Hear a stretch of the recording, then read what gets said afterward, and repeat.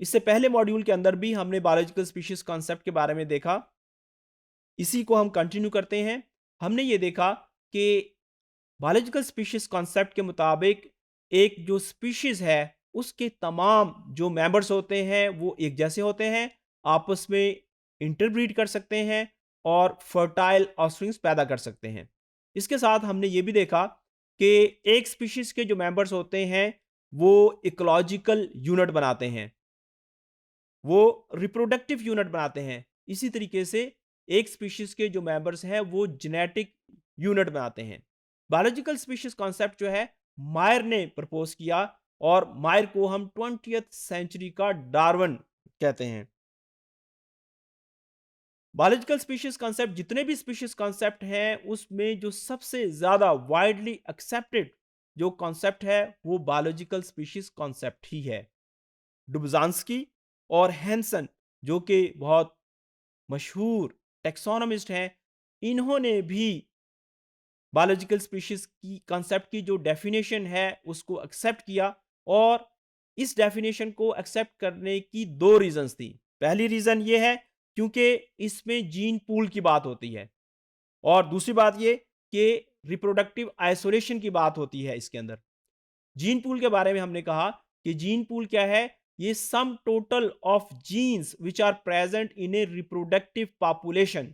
क्योंकि इस कॉन्सेप्ट के मुताबिक एक स्पीशीज के जो मेंबर्स होते हैं वो एक प्रोटेक्टेड जीन पूल बनाते हैं, और इनके जो जीन्स होते हैं वो आपस में जो इनके मेंबर्स हैं, क्योंकि वो आपस में इंटरब्रीड करते हैं, वो आपस में ही एक्सचेंज करते हैं, किसी दूसरे के साथ एक्सचेंज नहीं करते। इस वजह से ये प्रोटेक्टेड जीन पूल है।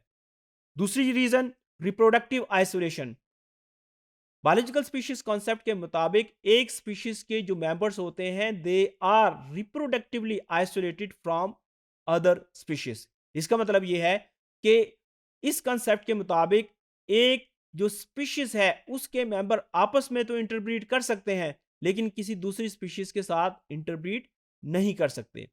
इस स्लाइड के अंदर अगर हम देखें तो यहां पे पहले म्यूल का जिक्र है। म्यूल बेसिकली फीमेल हॉर्स और मेल डोंकी के क्रॉस से बनता है। इसी तरीके से हाइनी, ये फीमेल डोंकी और मेल हॉर्स के क्रॉस से बनता है।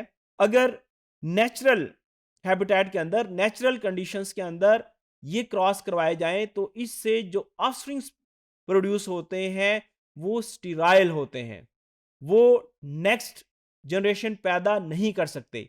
जबकि बायोलॉजिकल स्पीशीज कॉन्सेप्ट के लिए जरूरी है, उसके लिए ये शर्त है कि एक जो स्पीशीज के मेंबर हैं वो आपस में इंटरब्रीड भी करें और फर्टाइल ऑफस्प्रिंग्स पैदा करें। अब जब डिफरेंट स्पीशीज के मेंबर आपस में ब्रीड करते हैं तो उससे फर्टाइल ऑफस्प्रिंग्स क्यों पैदा नहीं होते?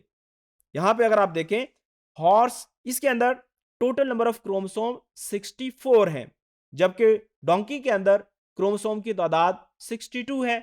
जब इनके अंदर गैमीट्स की फॉर्मेशन होती है तो हॉर्स के अंदर जब गैमीट्स बनते हैं, क्योंकि गैमीट्स मियोसिस के नतीजे में बनते हैं और मियोसिस के नतीजे में जो क्रोमोसोम नंबर है वो रिड्यूस होके हाफ हो जाता है। इस वजह से जब गैमीट्स बनेंगे, जब हॉर्स के अंदर गैमीट्स बनेंगे तो उसके अंदर क्रोमोसोम की तादाद 32 होगी, और हॉर्स के अंदर ये क्रोमोसोम की तादाद गैमीट्स में 31 रह जाएगी। अब जब ये दो गैमीट्स आपस में मिलेंगे, फर्टिलाइजेशन होगी, तो टोटल नंबर जो क्रोमोसोम का होगा वो 63 है। अब 63 जब क्रोमोसोम होंगे तो इसमें एक क्रोमोसोम ऐसा होगा जो कि अनपेयर्ड होगा।